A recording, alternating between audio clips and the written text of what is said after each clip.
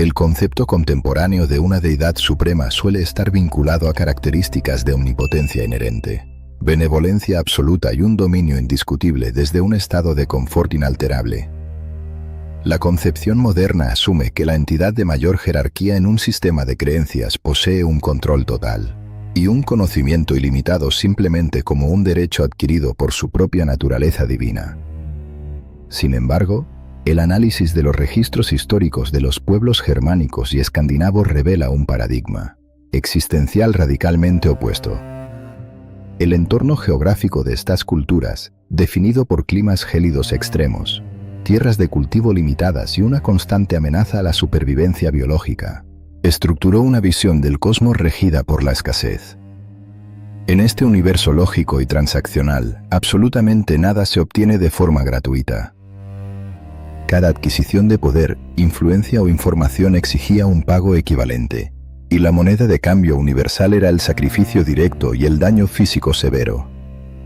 Esta estructura de pensamiento queda expuesta con una crudeza sin precedentes en los textos primarios de la mitología nórdica, particularmente en los poemas edádicos que documentan las acciones de la entidad de mayor autoridad en su panteón. El dato más contraintuitivo y analíticamente fascinante sobre el Padre de todo no reside en su capacidad para gobernar sobre otras entidades, sino en el nivel extremo de violencia física que estaba dispuesto a infligir sobre su propia anatomía. El ser más temido de los 9 reinos que componen esta cosmología no alcanzó su estatus operativo máximo, mediante un nacimiento privilegiado o una herencia pacífica. Su posición fue el resultado directo de un acto de tortura voluntaria, meticulosamente planificada, que desafía cualquier comprensión tradicional del poder absoluto. Los documentos históricos detallan una secuencia de eventos que fractura por completo la expectativa de un líder intocable. El registro fáctico ubica a la deidad suprema en un estado de suspensión total. Se encuentra colgado de las ramas superiores del fresno colosal que sirve como eje estructural del universo nórdico. No está posicionado allí para observar sus dominios ni para descansar. Su cuerpo está atravesado por la hoja metálica de su propia lanza, generando una herida punzante y profunda que expulsa sangre de manera continua sobre la corteza del inmenso árbol.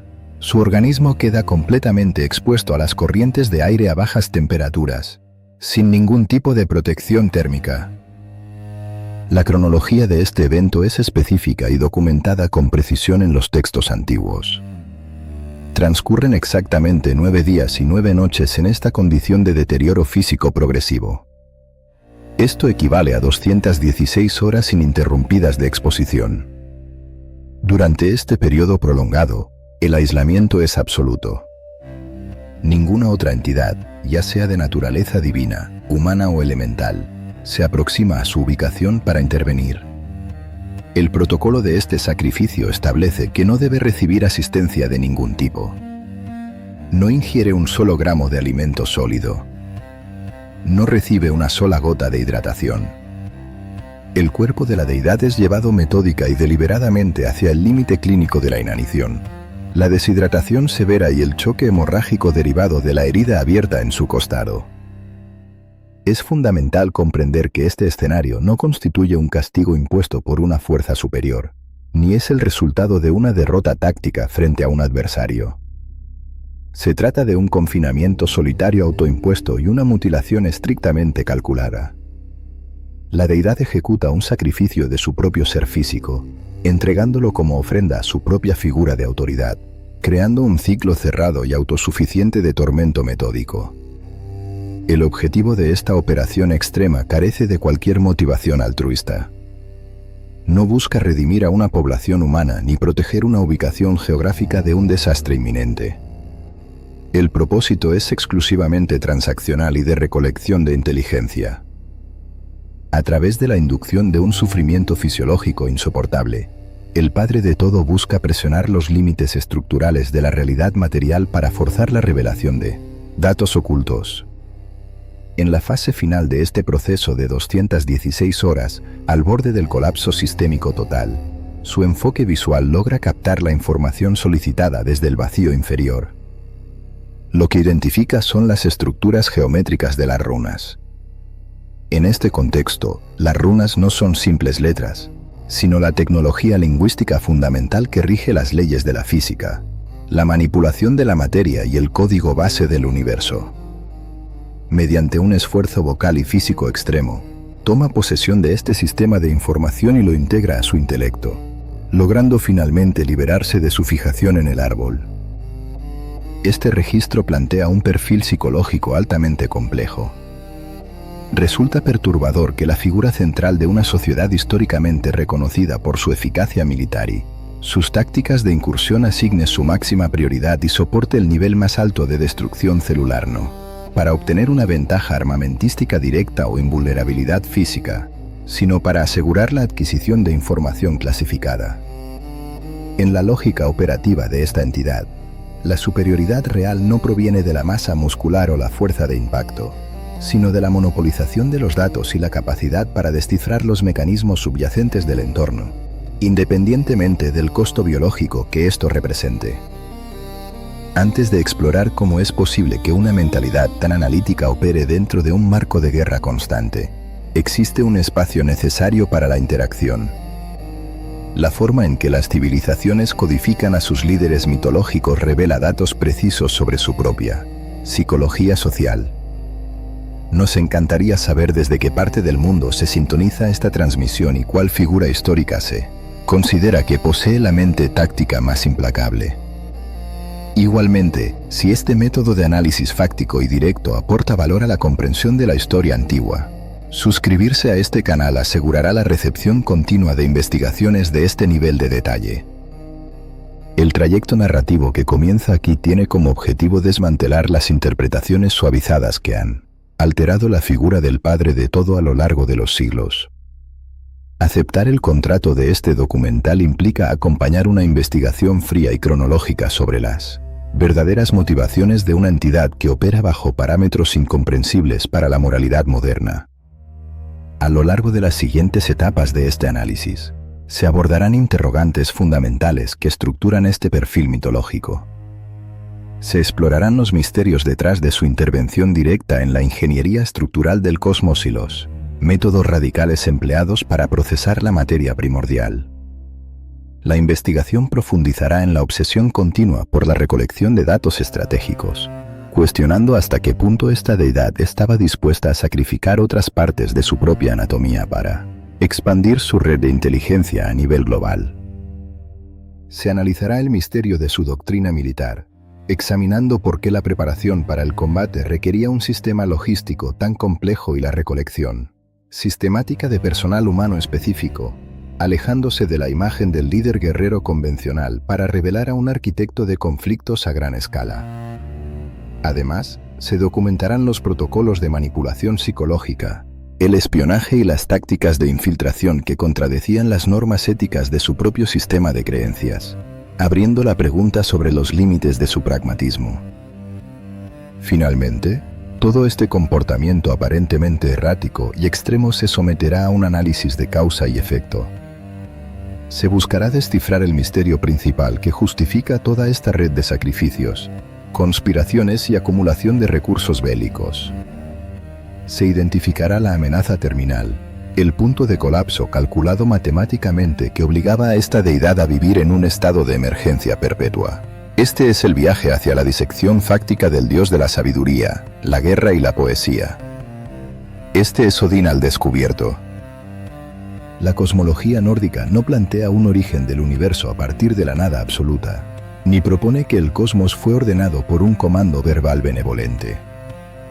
Los registros físicos y literarios de la región escandinava documentan un inicio basado en principios de choque térmico y reacciones ambientales extremas. Antes de la formación de los ecosistemas habitables, la existencia se reducía a un abismo central carente de materia sólida y de fuerzas gravitacionales. Este espacio vacío de dimensiones incalculables funcionaba como una zona de amortiguación entre dos regiones, con condiciones climáticas incompatibles. En el sector norte se encontraba una extensión de hielo de alta densidad, caracterizada por corrientes de aire gélido, ríos de veneno congelado y una niebla perpetua que reducía la visibilidad a cero. En el sector sur operaba una zona de combustión constante, definida por temperaturas letales, flujos de magma y radiación térmica ininterrumpida. La interacción física y mecánica entre estas dos regiones diametralmente opuestas fue el catalizador, exclusivo para la creación de la biomasa primaria. Las corrientes de aire caliente provenientes del sur desplazaron la energía térmica hacia el norte, impactando contra los bordes de los glaciares del abismo central. Este contacto generó un proceso de descongelamiento lento y sostenido. De esta reacción química elemental, específicamente de las gotas de fluido descongelado que se acumularon en el vacío, se estructuró la primera entidad biológica del registro histórico nórdico. Esta entidad primordial no poseía características divinas, ni inteligencia orientada al orden. Era un organismo humanoide colosal, un espécimen primitivo cuyo volumen corporal excedía cualquier métrica biológica registrada posteriormente. Su designación era Ymir.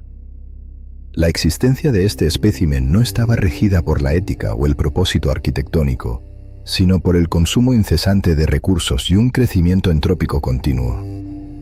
Simultáneamente, derivado del mismo proceso de fusión térmica del hielo, emergió un segundo organismo biológico de dimensiones masivas, un bóvido primordial.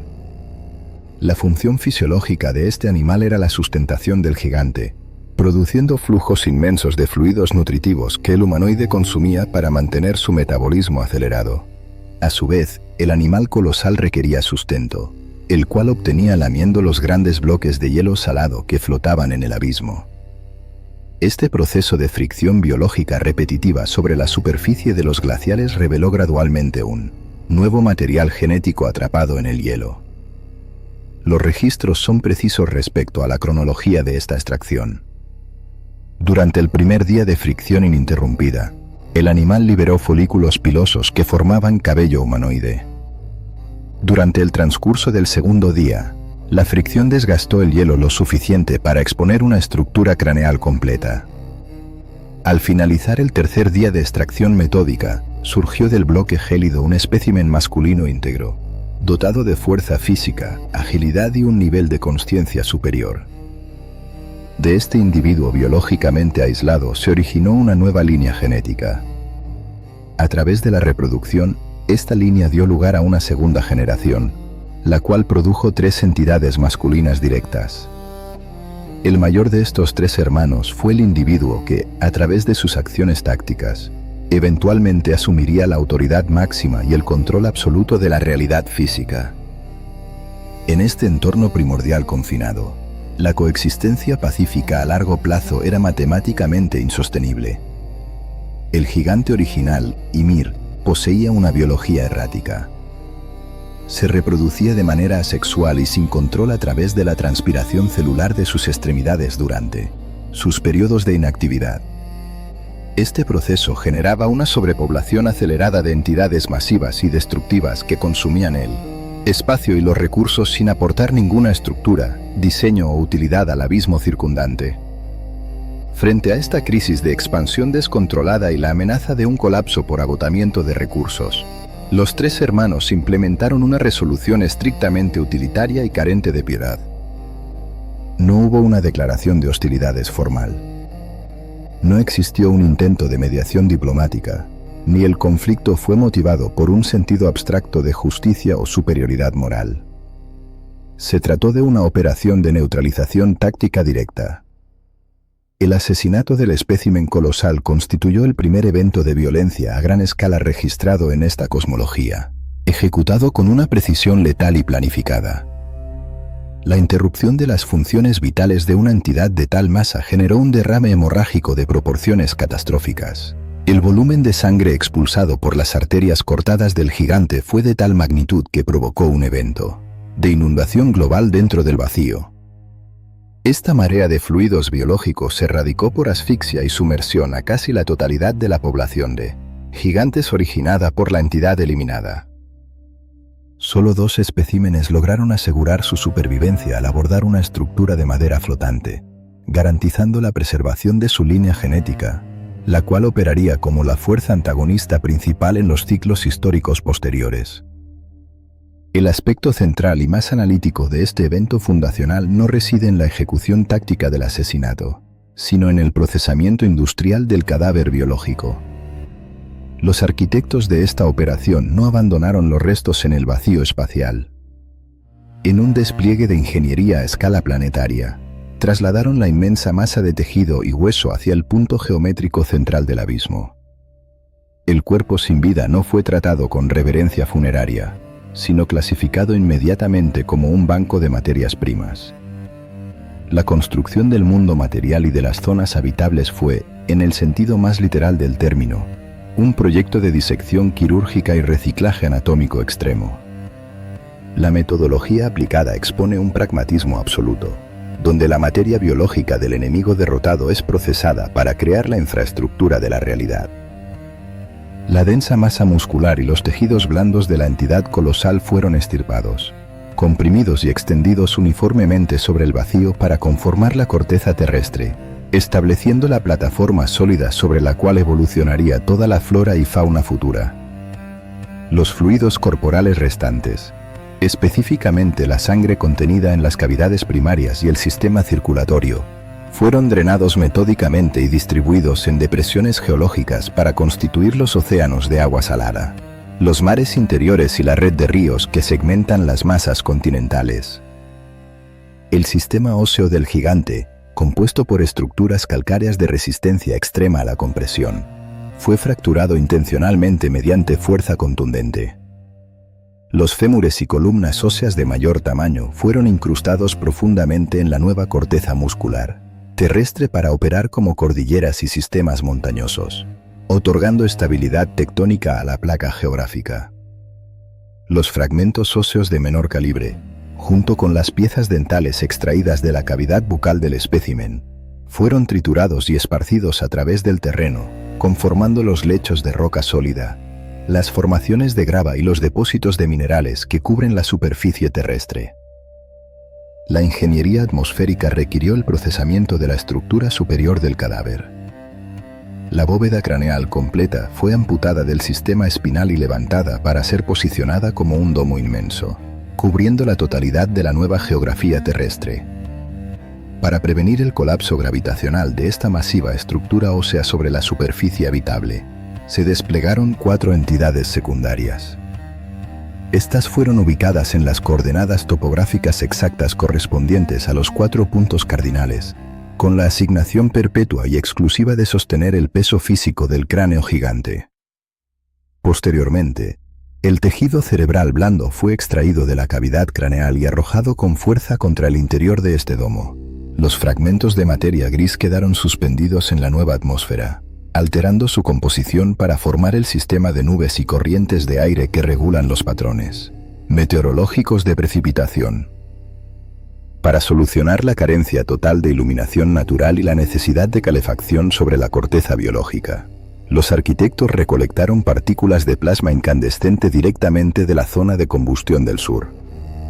Estas masas de materia térmica en ignición constante fueron fijadas en el interior del domo craneal, estableciendo la red de estrellas fijas. Otras partículas de mayor volumen fueron dotadas de trayectorias orbitales precisas.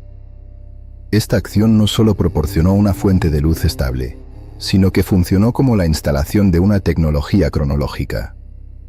El movimiento continuo de estos cuerpos celestes en combustión estableció el hardware necesario para computar el paso del tiempo material, diferenciando mecánicamente los ciclos de luz y oscuridad, determinando la duración de los días y demarcando la progresión de los años solares.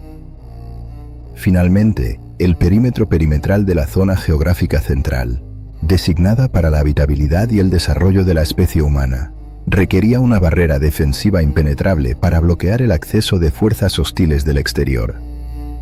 Para erigir esta fortificación, los ingenieros recurrieron a los filamentos de queratina más densos del cadáver.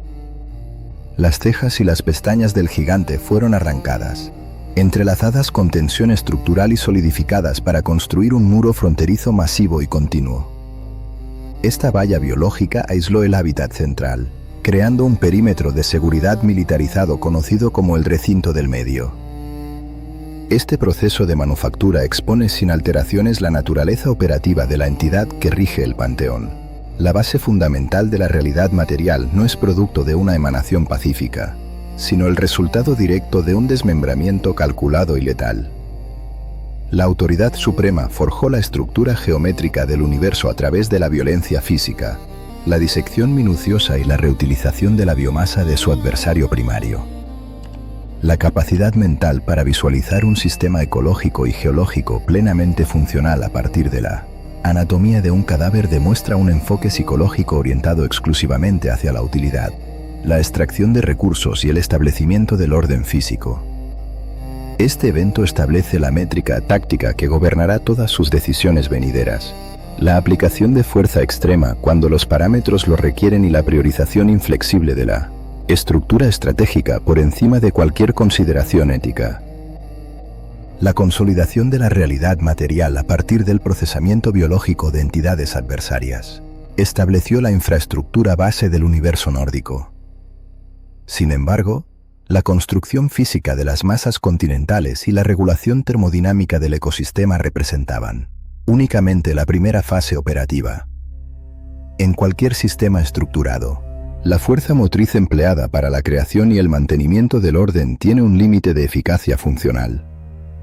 Una vez que los parámetros físicos del cosmos fueron estabilizados, la entidad al mando reconoció una vulnerabilidad estratégica crítica. Para mantener el control sobre los 9 sectores que componían la topografía del árbol estructural central, la fuerza bruta y la capacidad de diseño geológico eran insuficientes. Gobernar un entorno dinámico y en constante fricción requería un activo de un valor superior, la recopilación, el análisis y el dominio absoluto de la información clasificada. El procesamiento de datos a nivel cósmico no se generaba de manera espontánea en la mente de la autoridad suprema. En la cosmovisión germánica antigua, la inteligencia, el registro histórico y la predicción de eventos futuros poseían una manifestación material y cuantificable. Estos elementos abstractos se encontraban concentrados físicamente en un medio líquido, localizado en coordenadas topográficas de extrema profundidad y de difícil acceso. Los registros documentan que el eje vertical del universo, el inmenso sistema botánico que sostenía los distintos planos de existencia, dependía de 3 raíces principales que funcionaban como anclajes de retención.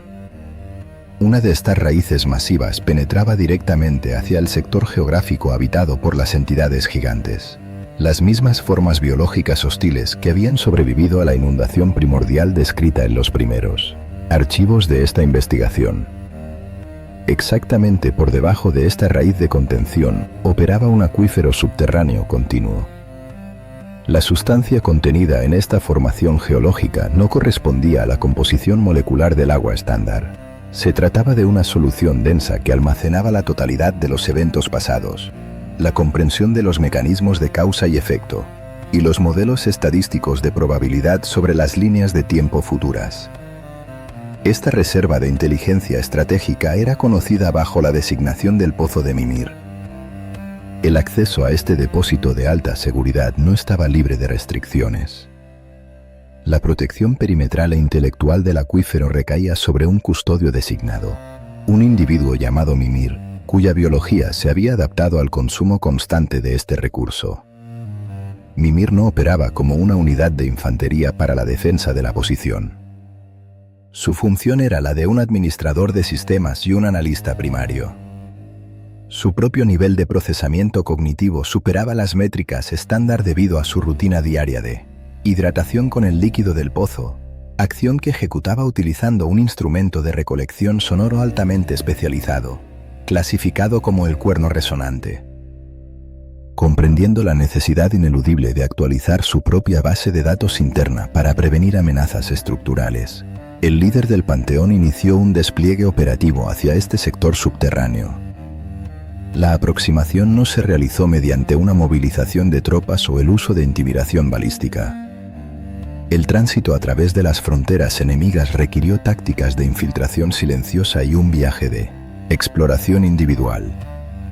El objetivo primario no era la aniquilación del custodio, sino el establecimiento de una negociación directa y fáctica para adquirir una dosis operativa del compuesto líquido.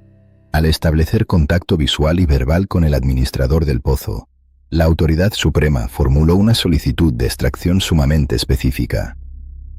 demandó el permiso para ingerir una sola medida del fluido, equivalente al volumen que podía contener un recipiente manual estándar.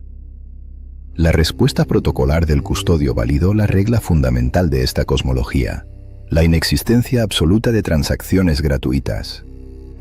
En este sistema operativo cerrado, la información capaz de alterar el equilibrio de poder global exigía un pago equivalente en biomasa o en capacidad física. Mimir denegó el acceso libre e impuso un costo de adquisición extremo, exigiendo un sacrificio corporal directo e irreversible. El precio estipulado por el administrador a cambio del permiso de ingesta fue la extirpación completa y la entrega física de uno de los globos oculares de la deidad. El análisis fisiológico y táctico de este requerimiento revela la magnitud de la transacción. En cualquier organismo humanoide diseñado para el combate, el sistema de visión binocular constituye la herramienta primaria de supervivencia. La capacidad de utilizar ambos ojos simultáneamente es el mecanismo biológico exclusivo para generar la percepción de profundidad, calcular la distancia tridimensional exacta de un objetivo en movimiento y mantener un campo visual periférico de amplio rango. Para el comandante supremo de una sociedad regida por la guerra y el enfrentamiento directo, la pérdida del 50% de su hardware visual representaba una degradación catastrófica de su rendimiento balístico y de su respuesta ante ataques laterales. Renunciar voluntariamente a un ojo equivalía a generar un punto ciego permanente e irreparable en su propia armadura anatómica. A pesar de esta severa reducción en sus capacidades físicas, la deidad ejecutó una evaluación de riesgo y beneficio que priorizó la estrategia a largo plazo sobre el rendimiento táctico inmediato. La conclusión analítica determinó que la capacidad para procesar la historia profunda del universo y predecir los movimientos futuros del enemigo superaba exponencialmente el valor de la percepción de profundidad en un campo de batalla localizado. El poder real ya no se medía en la eficiencia para esquivar un arma de corte frontal, sino en la capacidad matemática para anticipar la creación de esa arma siglos antes de que ocurriera. Aceptando los términos del contrato, la amputación se llevó a cabo sin la administración de analgésicos ni la asistencia de personal médico. Los registros no detallan vacilación. La entidad procedió a someter su propio tejido facial a un estrés destructivo. Los músculos extraoculares y el nervio óptico fueron seccionados de forma limpia y definitiva. El globo ocular intacto fue extraído de su cavidad orbitaria correspondiente, provocando la consiguiente hemorragia focalizada. Este fragmento de materia biológica de inmenso valor funcional no fue descartado. Fue entregado al custodio y sumergido físicamente hasta el fondo del acuífero. Allí, el ojo amputado quedó depositado de manera perpetua como un registro material e inalterable del pago efectuado, funcionando como un contrato biológico sellado en el fondo del pozo. Con la transacción verificada y el material anatómico asegurado, el administrador desactivó los bloqueos de acceso. La deidad mutilada se aproximó al borde geológico, recolectó la dosis acordada del líquido denso y procedió a su consumo total. La asimilación del compuesto no produjo alteraciones en su masa muscular ni aceleró los procesos de coagulación en su herida reciente. El impacto biológico fue exclusivamente neurológico y cognitivo. El torrente de datos integrados en su corteza cerebral modificó para siempre su estado operativo. La ingesta le otorgó una claridad analítica absoluta sobre los eventos que precedieron a la disección del gigante primordial, la comprensión detallada de las vulnerabilidades geológicas de los 9 planos y, lo más crítico para su mandato, el acceso a las proyecciones exactas sobre la línea de tiempo futura, incluyendo la fecha de caducidad del universo que él mismo había ordenado. La deficiencia óptica externa fue anulada por la expansión masiva de su capacidad para visualizar las corrientes causales del cosmos. El retorno a su base de operaciones desde los territorios subterráneos marcó un punto de inflexión definitivo en su perfil de liderazgo. La apariencia simétrica y perfecta, estándar entre las deidades de otras culturas para proyectar divinidad intocable, fue reemplazada por un rostro marcado permanentemente por la violencia autoaplicada. La cavidad vacía no fue cubierta con metales preciosos ni restaurada con magia regenerativa. Se mantuvo expuesta y visible. Esta deformidad anatómica operaba como un dispositivo de transmisión de mensajes altamente efectivo. Funcionaba como una prueba empírica, visible para todos los comandantes subordinados y para las fuerzas enemigas, de la determinación implacable de esta entidad. Demostraba sin necesidad de articulación verbal que el líder supremo priorizaba la acumulación de datos estratégicos por encima de su propia integridad biológica celular. Con este nuevo nivel de procesamiento mental asegurado y las simulaciones del futuro cargadas en su memoria, la deidad inició la siguiente fase de su administración logística. Comenzó a estructurar la red militar más compleja de la historia, diseñando instalaciones de retención y protocolos de reclutamiento para ejércitos que no combatirían en el presente, sino que serían almacenados para la guerra de extinción final.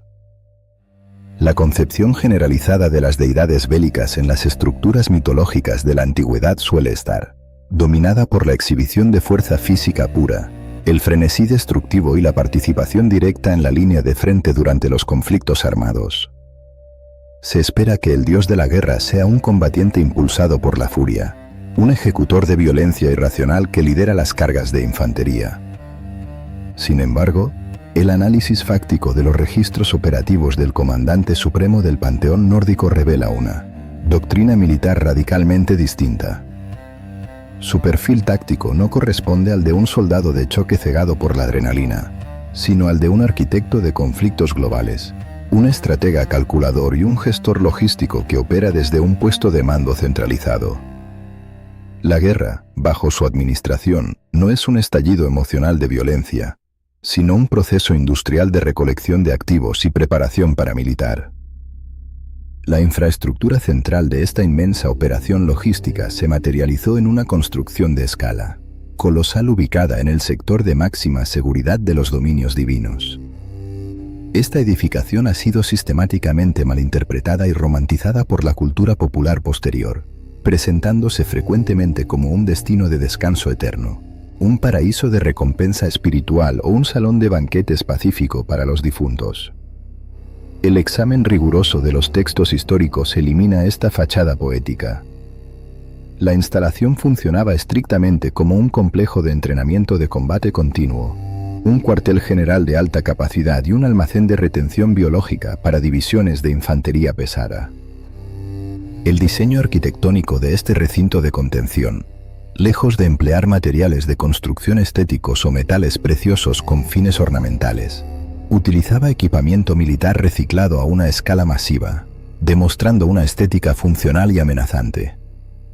La estructura carecía de elementos civiles. El techo de la inmensa fortificación estaba ensamblado íntegramente por escudos metálicos entrelazados, diseñados para resistir impactos balísticos desde la atmósfera superior. La estructura de soporte del techo, el equivalente a las vigas maestras y los pilares de carga, estaba construida mediante la alineación de astas de lanzas de combate de proporciones gigantescas. El mobiliario interior, destinado al reposo temporal de las unidades, estaba fabricado a partir de corazas y placas de armadura torácica. La escala de este complejo militar desafiaba las capacidades de ingeniería civil estándar. Los registros detallan especificaciones matemáticas precisas sobre la capacidad de despliegue de la fortificación. El muro perimetral de la estructura contenía un total de 540 compuertas de salida independientes. Las dimensiones de cada una de estas puertas eran de tal magnitud que permitían el tránsito simultáneo de 800 soldados marchando en formación táctica de hombro a hombro. El cálculo directo de estos datos revela que la capacidad máxima de despliegue instantáneo de la instalación ascendía a 432.000 unidades de combate altamente especializadas, listas para abandonar el cuartel en un solo movimiento coordinado. Esta cifra no representa a una población civil, sino a un ejército permanente mantenido en estasis operativa. El suministro continuo de personal cualificado para llenar este inmenso depósito de infantería requería un sistema de reclutamiento altamente selectivo y eficiente. Para ejecutar esta recolección de activos biológicos directamente en las zonas de conflicto humano, La autoridad suprema no descendía personalmente al campo de batalla. En su lugar, desplegaba unidades tácticas aerotransportadas conocidas como las selectoras de los caídos. Estas agentes especializadas operaban como oficiales de inteligencia y fuerzas de extracción en territorio hostil. Su función operativa desmiente la representación moderna que las ilustra como figuras angelicales de rescate misericordioso. La tarea de estas agentes era puramente analítica y utilitaria. Sobrevolaban las zonas de guerra activa en el mundo material, evaluando el rendimiento en combate de los soldados humanos. Analizaban la resistencia al trauma físico, la capacidad letal, la eficiencia táctica y la agresividad general de los combatientes. Cuando un espécimen humano demostraba un rendimiento óptimo y sufría heridas incompatibles con la vida, estas operativas intervenían en el momento exacto del fallo sistémico del organismo. Extirpaban a la unidad caída del campo de batalla, alterando su trayectoria post-mortem, y la transportaban directamente a la instalación central para su procesamiento y asimilación en la maquinaria bélica. Una vez ingresados en el recinto, los individuos extraídos perdían cualquier afiliación civil, política o familiar previa. Eran clasificados bajo una nueva designación militar uniforme y sometidos a un régimen de entrenamiento que anulaba cualquier concepto de paz o descanso. La rutina diaria dentro del complejo era un ciclo infinito de violencia controlada y regeneración biológica, diseñado para mantener a las tropas en el pico máximo de su capacidad letal. Cada ciclo diurno, la totalidad de los residentes del cuartel se equipaba con armamento pesado y armaduras completas para movilizarse hacia los inmensos patios de maniobras exteriores. Allí, no ejecutaban ejercicios de simulación o prácticas de formación básicas. El protocolo exigía la participación obligatoria en simulacros de combate con fuego real y fuerza letal absoluta. Durante estas maniobras logísticas, las unidades se enfrentaban entre sí hasta el desmembramiento físico, la decapitación y la destrucción total de los tejidos.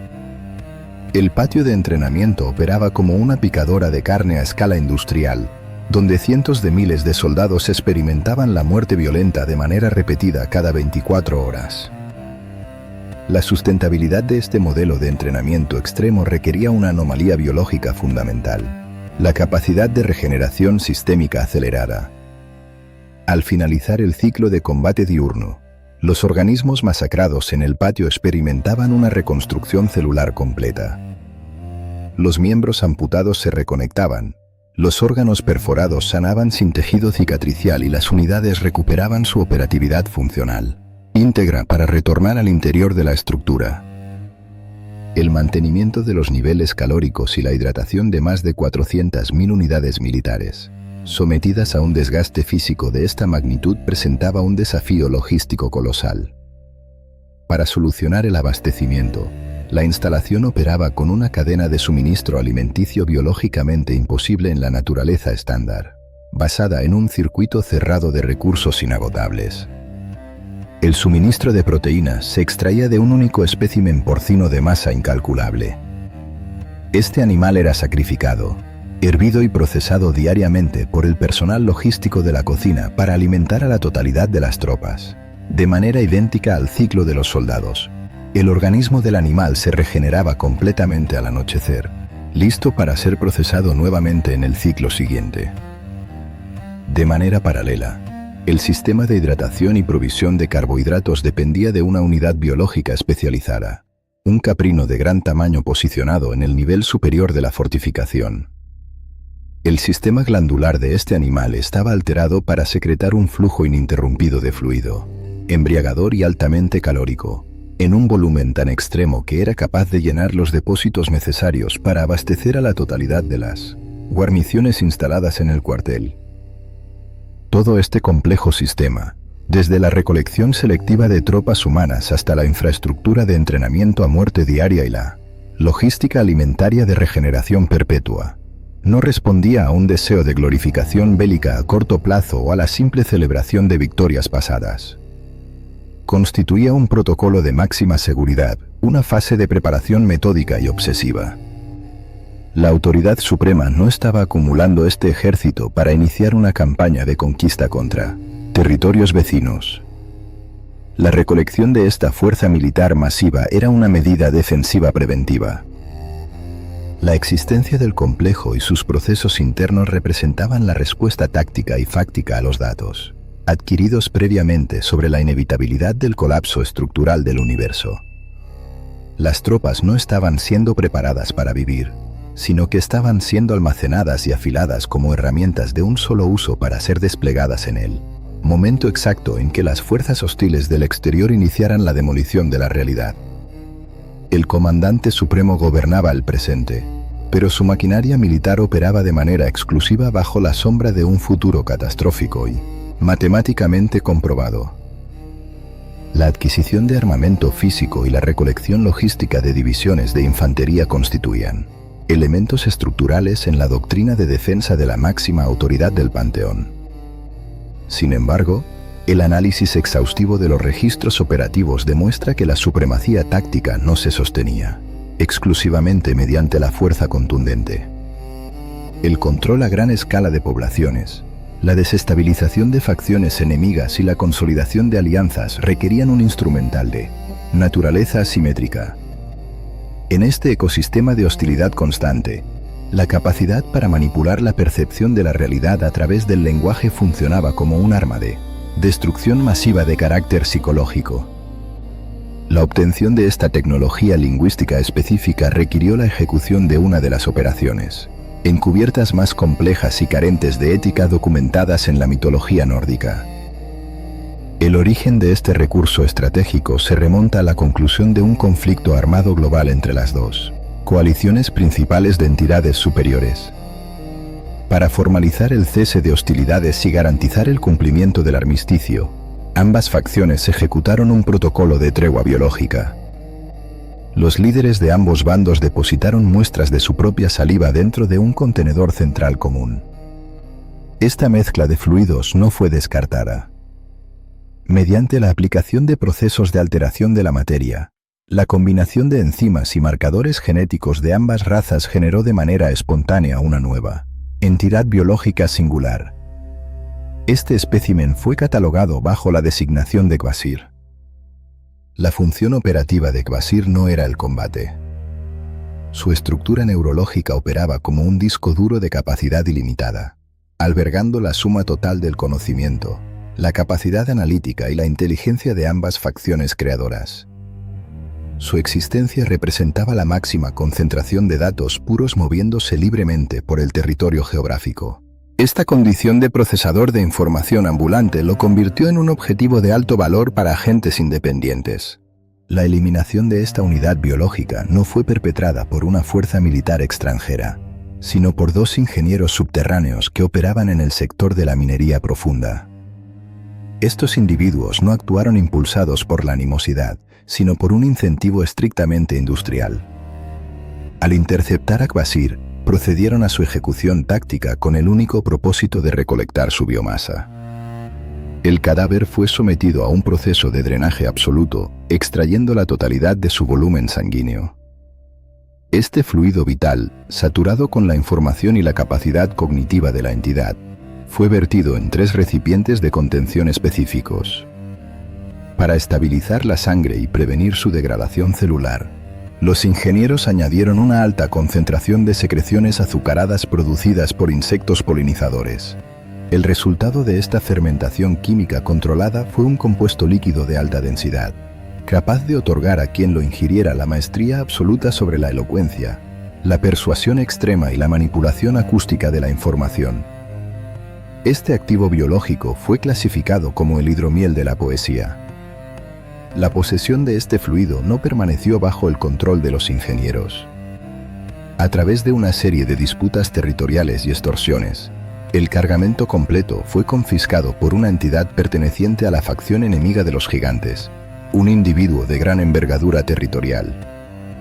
Comprendiendo el valor táctico del líquido, este sujeto trasladó los 3 contenedores hacia una bóveda geológica subterránea, ubicada en el núcleo de una formación montañosa de roca ígnea sólida.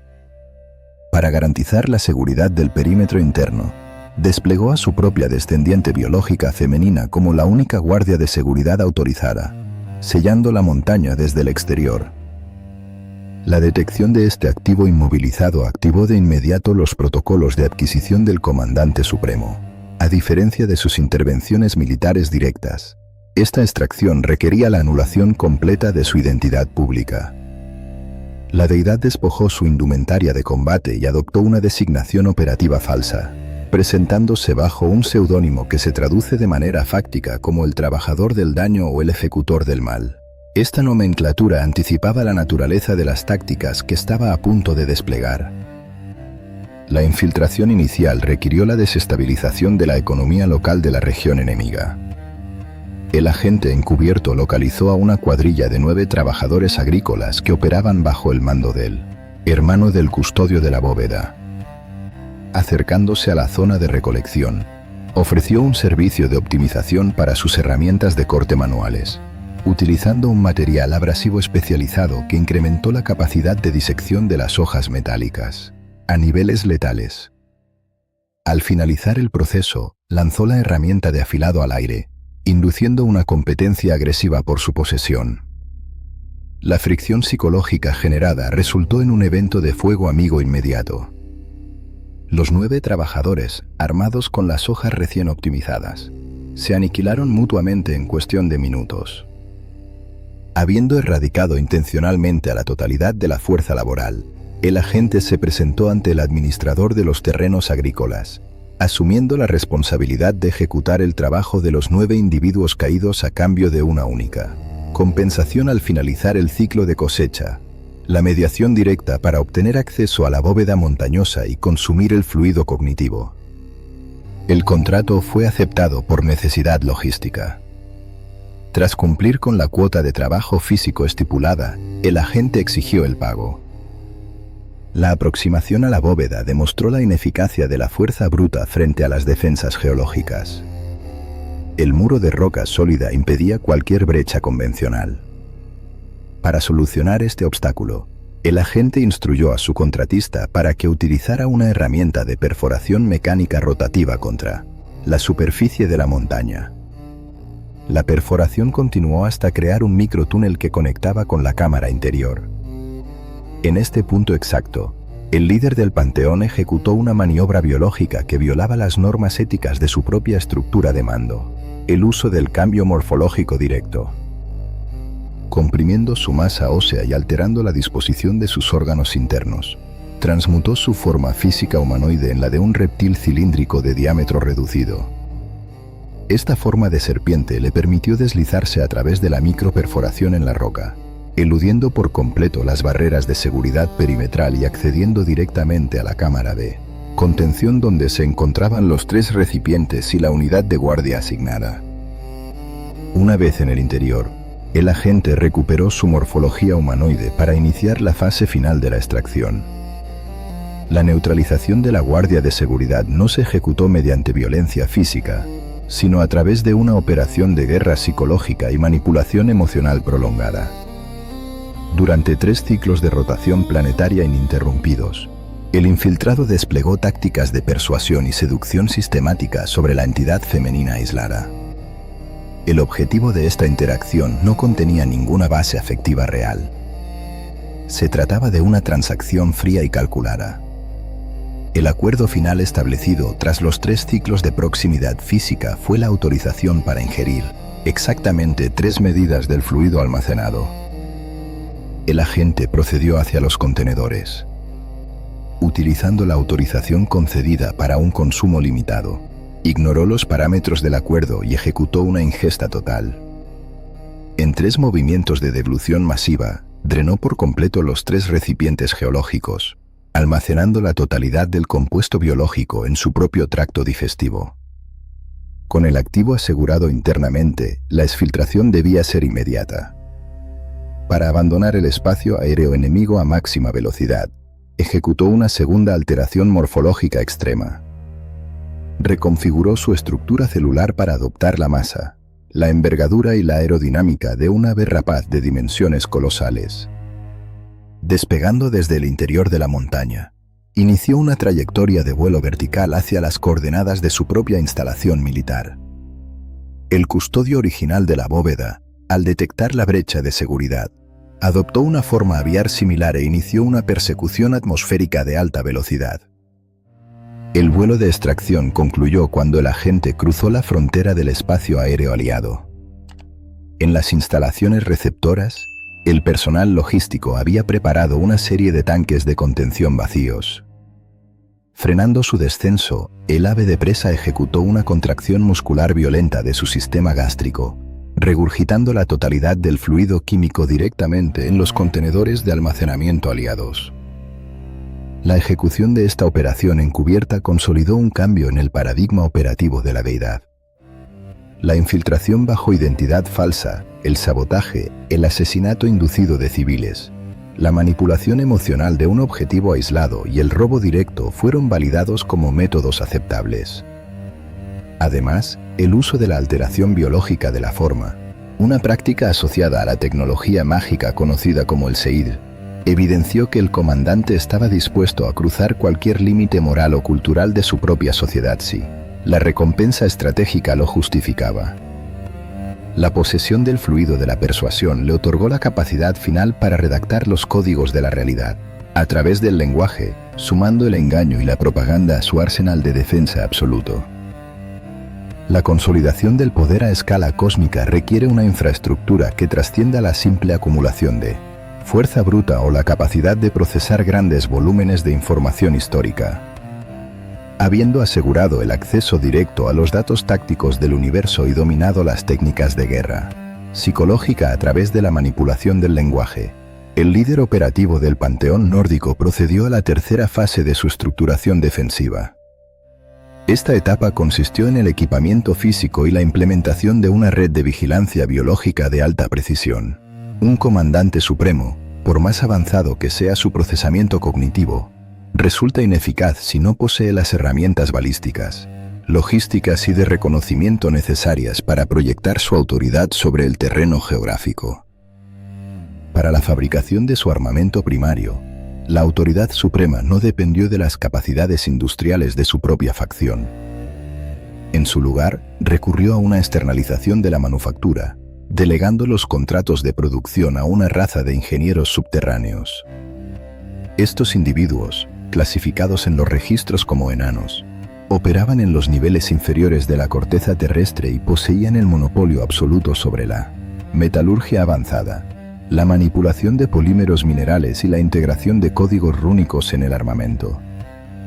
De estas instalaciones de forja de alta presión, el comandante adquirió su principal instrumento de combate a corta y media distancia, una lanza de especificaciones únicas designada como Gungnir. El análisis técnico de Gungnir revela que no operaba como un arma de asta convencional. Su diseño superaba las limitaciones de la física aerodinámica estándar. La característica principal de esta pieza de artillería manual era la alteración de su trayectoria de vuelo. Los ingenieros subterráneos calibraron el centro de gravedad y la densidad del material para garantizar que, una vez lanzada, la hoja metálica jamás se desviara de su objetivo programado. Ignoraba la resistencia del viento, la gravedad y cualquier medida de evasión del adversario. Esta precisión balística absoluta eliminaba el margen de error humano en el campo de batalla. Además de su letalidad cinética, el asta de la lanza estaba grabada con un complejo sistema de símbolos rúnicos. Esta codificación le otorgaba una función secundaria de naturaleza estrictamente legal. Cualquier contrato, tratado de rendición o juramento de lealtad pronunciado sobre el metal de Gungnir quedaba sellado de forma irreversible. El arma funcionaba simultáneamente como un dispositivo de ejecución letal y como la base material del derecho penal y civil en los 9 mundos. Paralelamente al desarrollo de la capacidad ofensiva, el control sobre múltiples facciones y la gestión logística de un ejército masivo demandaba un motor económico inagotable. La lealtad en un ecosistema hostil no se mantiene de manera voluntaria, sino que requiere una financiación constante. Para solucionar este déficit estructural, la deidad incorporó a su inventario un dispositivo de tecnología financiera excepcional, un brazalete o anillo de oro puro catalogado como Draupnir. El valor operativo de Draupnir no residía en su estética ornamental, sino en su capacidad de replicación de materia. El dispositivo funcionaba bajo un ciclo matemático estricto y predecible. cada novena noche, el anillo original activaba un proceso de duplicación espontánea, expulsando de su propia estructura exactamente 8 réplicas idénticas. Estas 8 copias poseían el mismo volumen, densidad y pureza metálica que el artefacto principal. Este proceso biológico e industrial proporcionaba al comandante un sistema de inflación controlada y una reserva de capital infinita. Con esta herramienta, la necesidad de extraer recursos naturales o establecer rutas comerciales quedaba anulada. El flujo constante de metal precioso le permitía sobornar a líderes enemigos, asegurar alianzas políticas mediante donaciones masivas y financiar el mantenimiento logístico de sus propias instalaciones militares sin agotar jamás sus arcas centrales. Sin embargo, el armamento y la economía requieren movilidad táctica para ser efectivos. El transporte estándar, basado en equinos convencionales o tracción mecánica, era insuficiente para una entidad que debía supervisar 9 dimensiones geográficas distintas. La solución logística a este requerimiento se materializó en la asimilación de un activo biológico de transporte sumamente especializado, un corcel masivo denominado Sleipnir. La anatomía de este vehículo orgánico presentaba una modificación genética estructural extrema. Sleipnir no operaba con 4 extremidades, sino que poseía exactamente 8 patas. Esta redundancia anatómica no generaba torpeza motriz, sino que proporcionaba un sistema de suspensión biomecánica perfecto y una tracción superior. La biomecánica de sus 8 extremidades le permitía alcanzar velocidades de desplazamiento que rompían las métricas habituales, pero su mayor ventaja táctica residía en su adaptabilidad al terreno. El corcel no estaba limitado a las superficies sólidas convencionales. Podía traccionar sobre el vacío atmosférico, galopar sobre masas oceánicas sin hundirse y, de manera crítica, poseía la capacidad de atravesar las barreras dimensionales restrictivas. Sleipnir funcionaba como un transporte de inserción y extracción capaz de penetrar los sectores de mayor seguridad, incluyendo el descenso operativo directo hacia el territorio de los muertos y el retorno exitoso a la superficie, otorgando al comandante una ventaja de movilidad que ninguna otra entidad, hostil o aliada, podía igualar. En el perímetro de defensa a corta distancia, la autoridad suprema prescindía de guardias convencionales, delegando la protección de su integridad física inmediata a 2 unidades biológicas de combate cuerpo a cuerpo. Estos activos eran 2 lobos de proporciones inusuales, designados operativamente como Geri y Freki. Sus nombres, que se traducen de manera literal como el voraz y el codicioso, indicaban su función primaria: la aniquilación y el consumo físico de los adversarios que lograban vulnerar las defensas perimetrales del salón de mando. La integración de estas 2 unidades caninas alteró los patrones de consumo logístico del propio comandante. Los registros documentan un comportamiento biológico peculiar. El líder del panteón había modificado su propio sistema digestivo para eliminar la necesidad de consumir biomasa sólida. La totalidad de las raciones de carne que le eran presentadas en los suministros diarios eran transferidas de manera íntegra a los 2 lobos. El mantenimiento calórico de la deidad dependía exclusivamente de la ingesta de compuestos líquidos de alta graduación alcohólica, específicamente vino y el hidromiel previamente extraído de territorios enemigos. Geri y Freki operaban como un sistema de descarte de amenazas y un elemento de disuasión psicológica constante, permaneciendo a cada lado de su puesto de mando como armamento biológico con los seguros desactivados. Finalmente, el componente más crítico de este arsenal no estaba diseñado para infligir daño físico, sino para el procesamiento preventivo de amenazas. La administración de un territorio tan vasto exigía un flujo de datos que excedía las capacidades de los sentidos individuales, incluso tras la expansión cognitiva obtenida en el pozo del sacrificio. Para resolver esta brecha de inteligencia, el comandante estableció una red global de vigilancia satelital basada en biología aviar. Desplegó 2 cuervos de plumaje negro absoluto, catalogados bajo las nomenclaturas de Ugin y Munin. Estas nomenclaturas no eran simples asignaciones de código, sino descripciones directas de sus funciones operativas. Ugin representaba el procesamiento analítico o el pensamiento, mientras que Munin constituía la base de datos de almacenamiento, es decir, La memoria. Estas dos unidades no funcionaban como mascotas domésticas. Operaban como drones de reconocimiento de largo alcance. Al iniciar el ciclo diurno, ambas unidades despegaban desde el puesto de mando central y ejecutaban un barrido de escaneo total sobre las masas continentales y los océanos. Sobrevolaban asentamientos humanos, campamentos de facciones hostiles y zonas de aislamiento geológico, recolectando telemetría visual y auditiva sin ser detectados. Antes de la finalización del ciclo solar, ambos agentes retornaban a la base operativa. Aterrizaban directamente sobre los hombros del comandante e iniciaban un protocolo de descarga de datos.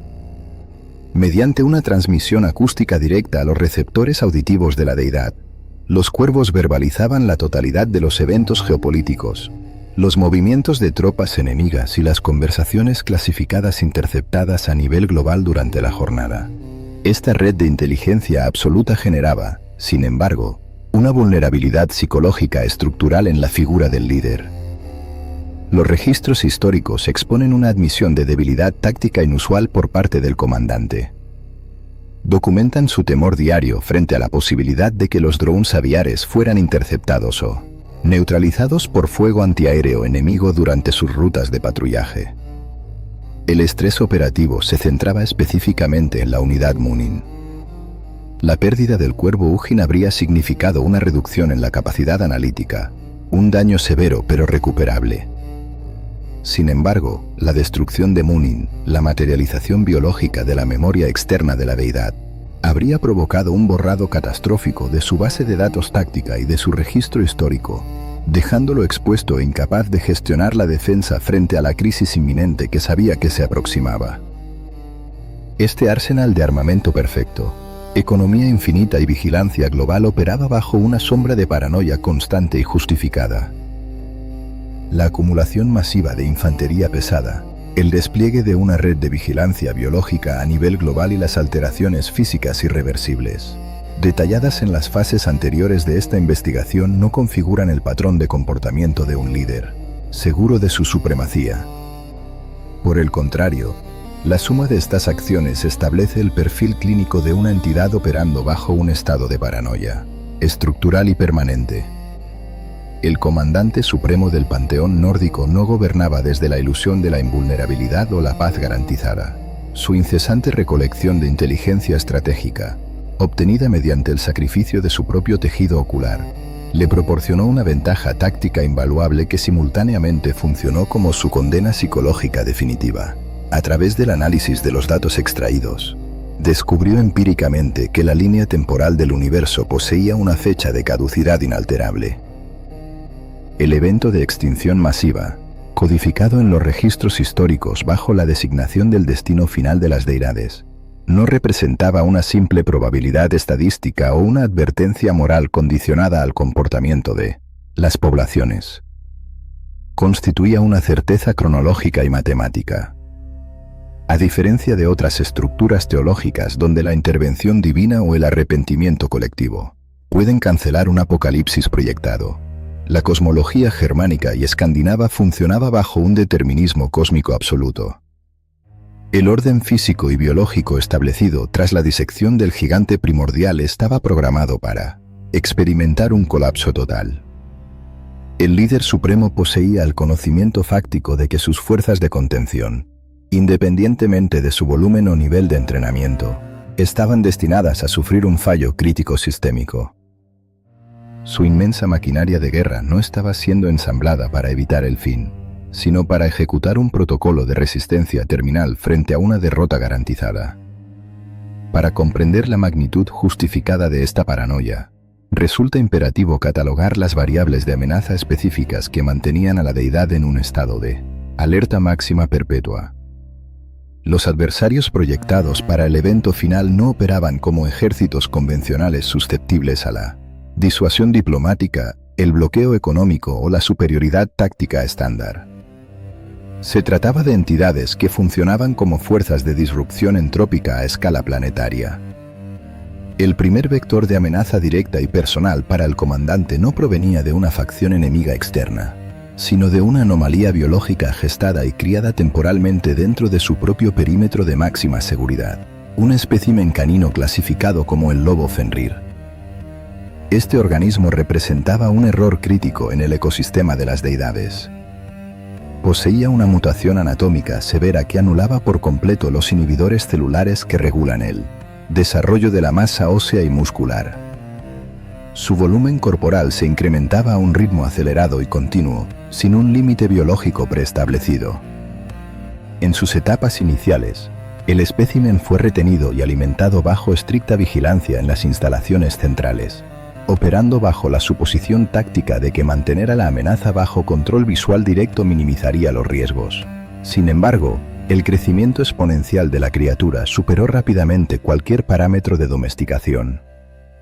La respuesta de la autoridad central no fue la eliminación inmediata del activo, debido a estrictas restricciones legales y códigos de neutralidad que protegían la zona cero de la capital divina. En su lugar, se ejecutó un protocolo de encadenamiento de máxima resistencia utilizando polímeros metalúrgicos de diseño subterráneo avanzado. A pesar de haber neutralizado temporalmente la movilidad de esta unidad biológica, las proyecciones temporales almacenadas en la memoria de la deidad indicaban que las ataduras, sin importar la complejidad de su código rúnico o la resistencia a la tensión del material, experimentarían una fractura estructural simultánea en el inicio de la secuencia del colapso final. La paranoia del comandante se fundamentaba en el dato preciso y clasificado de que este espécimen canino en particular estaba predeterminado para ser el agente ejecutor de su propia terminación biológica. El segundo componente de este colapso ineludible estaba constituido por un organismo de naturaleza reptiliana. Este espécimen fue catalogado como un riesgo biológico inasumible durante sus fases embrionarias y fue deportado intencionalmente hacia las fosas oceánicas de máxima profundidad que delimitaban las masas continentales. La estrategia de contención por inmersión resultó contraproducente. En aquel entorno de alta presión y aislamiento geográfico, la entidad desarrolló una hipertrofia anatómica a escala global, hasta que la longitud total de su estructura espinal alcanzó a rodear por completo la circunferencia del ecosistema terrestre. La existencia de esta unidad representaba una carga táctica incesante para el sistema de defensa.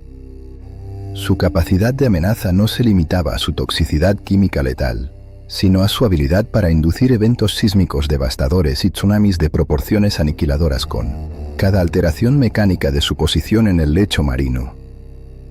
El tercer frente proyectado para la desestabilización del sistema provenía del sector geográfico original de alta temperatura, la zona de combustión constante detallada en las primeras fases de la creación de la materia.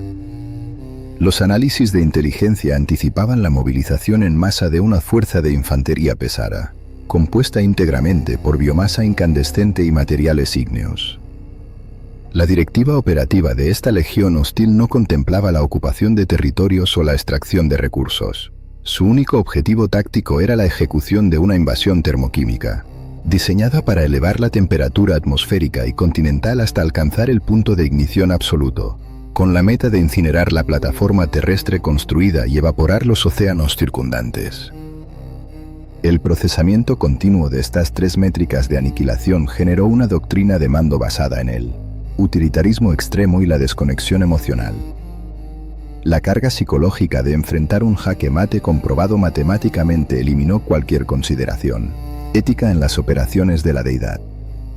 Todo individuo, ya fuera un comandante subordinado, una unidad humana en el terreno o un civil de facciones enemigas, fue reclasificado de inmediato como un recurso desechable o una variable matemática dentro del modelo de simulación de la batalla final. La familia directa del líder del panteón no fue eximida de esta recategorización. Sus propios descendientes directos fueron posicionados estratégicamente en distintas zonas de conflicto, con roles específicos asignados para interceptar vectores de amenaza concretos, asumiendo por adelantado el coste de sus vidas como un sacrificio logístico necesario para maximizar las bajas enemigas. Esta es la justificación fáctica detrás de cada operación encubierta, cada tratado roto y cada alteración morfológica indigna ejecutada por el líder. La infiltración en la bóveda de la montaña para extraer el compuesto cognitivo de la persuasión, el asesinato de los 9 trabajadores agrícolas mediante el sabotaje de sus herramientas y la extorsión sistemática a los ingenieros subterráneos no fueron actos de malicia aleatoria. Fueron medidas administrativas preventivas implementadas con la intención de nivelar microscópicamente una ecuación matemática que de antemano garantizaba la destrucción total de su sistema operativo. La base de datos adquirida a un costo físico extremo le mostró la secuencia exacta de su propio final, pero el universo no le proporcionó ningún algoritmo que permitiera alterar el resultado. La genialidad y la tragedia táctica del dios de la sabiduría radicaban en su capacidad para aceptar fríamente su inminente obsolescencia. Comprendía a la perfección que la inmensa fortaleza de 540 compuertas, la hipervigilancia de sus drones aviares y la precisión balística inalterable de su armamento constituían únicamente un elaborado mecanismo de resistencia inútil. El comandante supremo de la guerra operó durante siglos la maquinaria militar y logística más compleja jamás concebida, movilizando cientos de miles de tropas diarias, bajo el conocimiento absoluto y silencioso de que el experimento físico y biológico que él mismo había diseñado estaba irrevocablemente condenado a la desintegración total. La preparación estaba completa. La paranoia había cumplido su función. Solo restaba la ejecución del evento final. El colapso sistémico de la realidad material, proyectado y calculado desde los primeros ciclos operativos del universo nórdico, no se inició con una detonación súbita o un asalto frontal inicial por parte de las fuerzas enemigas. La desestabilización del entorno geográfico comenzó con un fallo crítico y prolongado en el sistema de regulación termodinámica. Los registros climáticos documentan un evento de enfriamiento extremo, un invierno anómalo que se extendió de manera ininterrumpida durante el equivalente temporal de 3 años solares completos. Durante este periodo, la tecnología astronómica implementada en la bóveda craneal que funcionaba como atmósfera cesó su operatividad regular. Las fuentes de radiación térmica y lumínica fueron neutralizadas, sumiendo a las plataformas continentales en un estado de oscuridad absoluta y permanente. Esta glaciación global erradicó la totalidad de la agricultura, interrumpió las cadenas de suministro biológico y generó una fractura social a escala planetaria, induciendo a las poblaciones humanas sobrevivientes a un estado de hostilidad total motivado por la inanición severa y la competencia por los recursos menguantes. La degradación de la biosfera fue el síntoma preliminar de una falla estructural mucho más profunda en los cimientos del cosmos. Los sistemas de contención físicos y geológicos implementados por la autoridad central comenzaron a ceder bajo el estrés de las variables predeterminadas. El espécimen canino de masa hipertrofiada, retenido en la zona de máxima seguridad, fracturó finalmente sus ataduras de polímeros metalúrgicos, liberando su potencial destructivo sin ningún tipo de restricción espacial. Simultáneamente, en las cuencas oceánicas, la entidad reptiliana colosal alteró su posición estática milenaria. Su movimiento de ascenso y contorsión hacia la superficie generó un desplazamiento masivo de los inmensos volúmenes de agua salada, provocando maremotos de escala planetaria que inundaron los perímetros defensivos y sumergieron grandes sectores de la corteza terrestre habitable. La infraestructura física del universo, sostenida por el sistema botánico central de raíces y ramas, experimentó vibraciones y temblores de magnitud catastrófica, indicando la pérdida irreversible de la integridad material de los 9 sectores geográficos. Ante la confirmación visual e instrumental de la ruptura de los principales sellos de seguridad, el puesto de mando central activó los protocolos de defensa terminal. La alerta general no se transmitió mediante mensajería logística convencional o emisarios aéreos, sino a través de un dispositivo acústico especializado de alcance universal. El centinela asignado a la vigilancia estricta del puente de acceso interdimensional hizo sonar su instrumento, de viento de alta capacidad, emitiendo una frecuencia sonora sostenida que penetró en la totalidad de las dimensiones habitadas y en los estratos geológicos inferiores. Esta señal auditiva constituía la orden innegociable de movilización absoluta para todas las unidades activas. La respuesta de las fuerzas aliadas frente a la alarma fue inmediata, mecánica y completamente carente de vacilación emocional. la reserva total del contingente de infantería pesada, recolectada pieza por pieza de los campos de batalla humanos, entrenada en ciclos de violencia perpetua y almacenada durante milenios en la fortificación central, abandonó sus cuarteles masivos de forma coordinada. Esta fuerza militar inmensa, equipada con armadura pesada y armamento táctico de máxima letalidad, ejecutó una marcha disciplinada de despliegue hacia la zona de conflicto designada.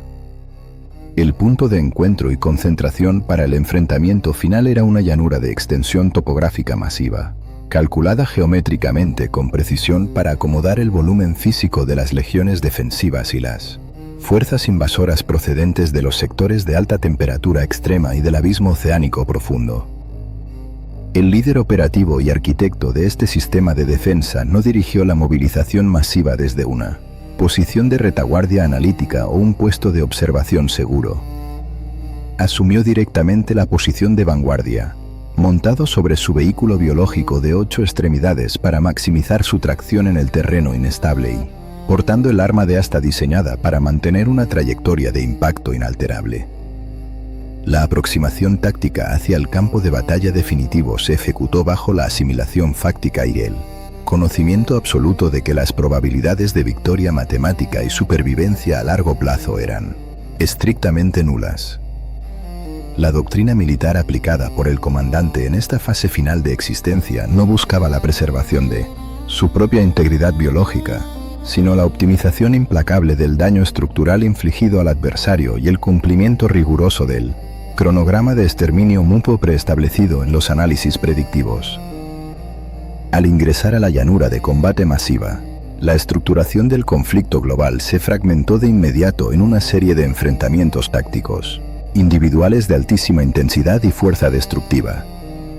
El comandante supremo de la defensa localizó de manera prioritaria a su objetivo principal preasignado, el lobo liberado de su confinamiento.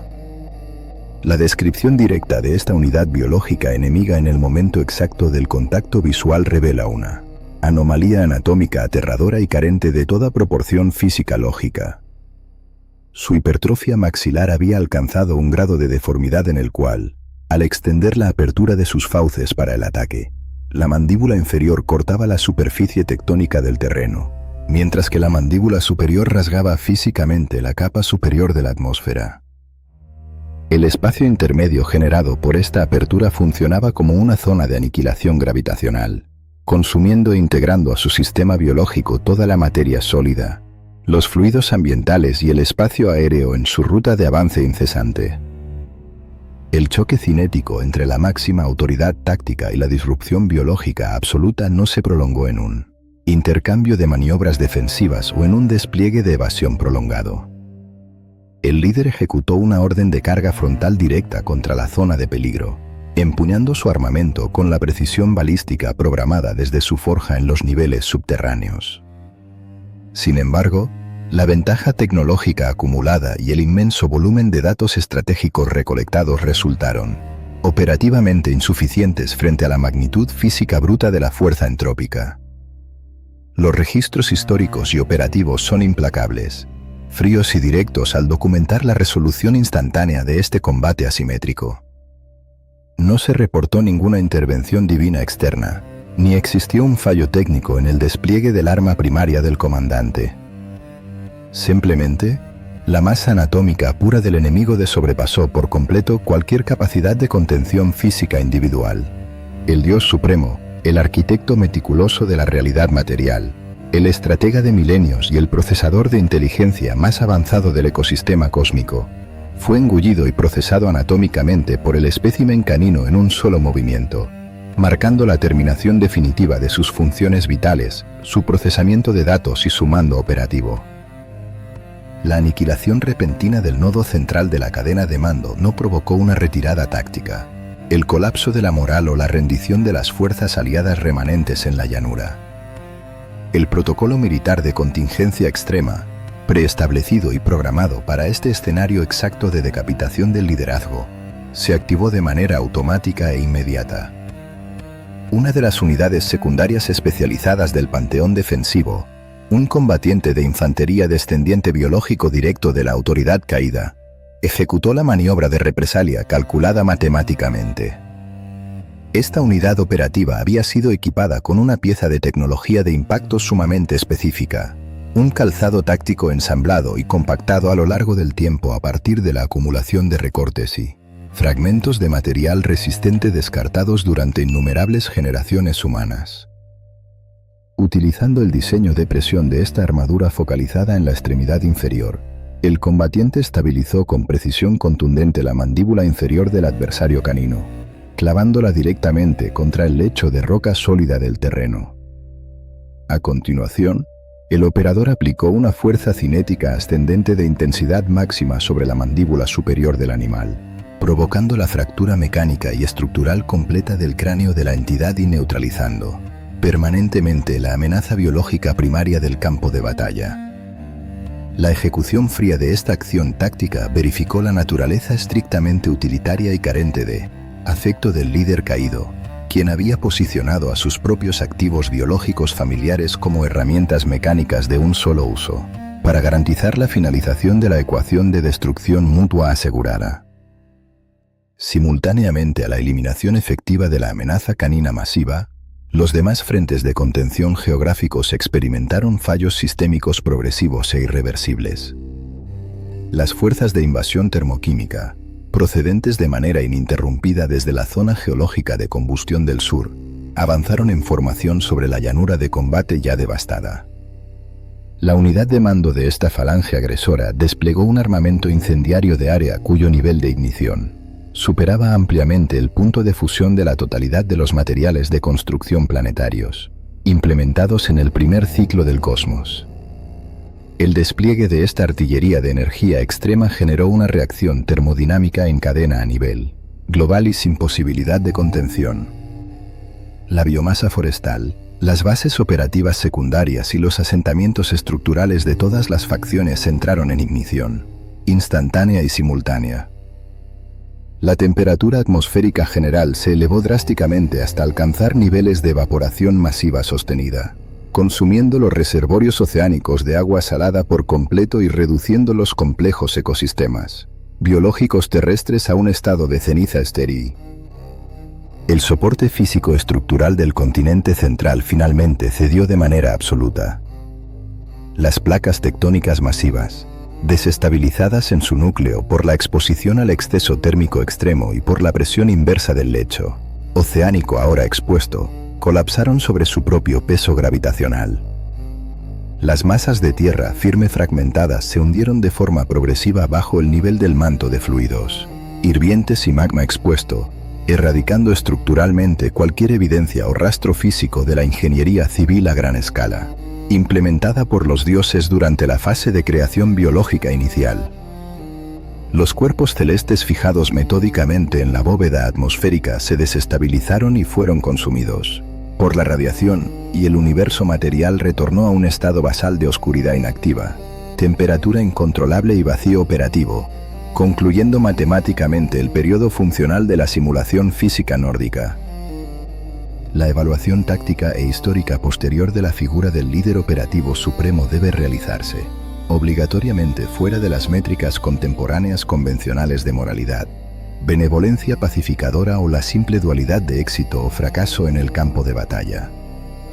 Catalogar la destrucción física de su imperio geográfico y militar como una derrota estratégica absoluta constituye una interpretación fundamentalmente errónea de los registros fácticos conservados.